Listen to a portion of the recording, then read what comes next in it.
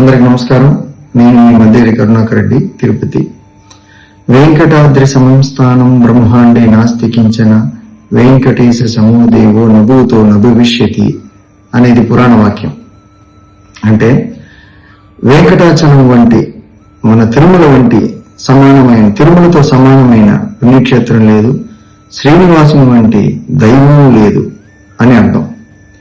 కానీ ఇవాళ తిరుపతి చూస్తే ఎన్నో మంచి విషయాలున్నా, రోజుకి 70,000 మందికి మినిమం చాలా సౌకర్యవంతమైన దర్శన ఏర్పాట్లు కల్పిస్తున్నా, 1,00,000 మందికి పైన భోజనం రోజు పెడుతున్నా, కానీ కొంతమంది ఈ మధ్య కాలంలో తిరుపతిని చాలా నెగిటివ్ గా సోషల్ మీడియాలో మాట్లాడుతూ, వాళ్ళ పర్సనల్ అలిగేషన్స్ కోసం, వ్యక్తిగత ప్రయోజనాల కోసం, వేరే వాళ్ళని దూషించడం కోసం తిరుపతి ప్రతిష్టని దెబ్బతీయడం ఈ మధ్య ఎక్కువైపోయింది.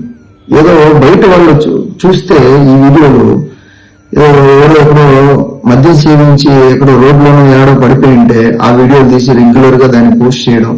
అంటే బయట వాళ్ళకి తిరుపతి అంటేనే ఎటువంటి ఇమేజ్ క్రియేట్ చేస్తున్నారంటే, ఓహో అక్కడ తిరుపతిలో వాతావరణం ఇలా ఉంది అంటే అసలు బాగలేదు, ఎక్కువగా ఇటువంటి ఈ మద్యానికి బానిసలు అయిపోయిన వాళ్ళు, ఇటువంటి వాళ్ళు ఎక్కువ ఉంటున్నారు.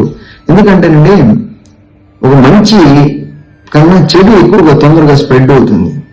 మనం చెడుని ఎక్కువగా మనం ప్రచారం చేస్తే అది ఇంకా ఎక్కువ అవుతుంది. సమస్య లేకుండా ఎక్కడా లేదు.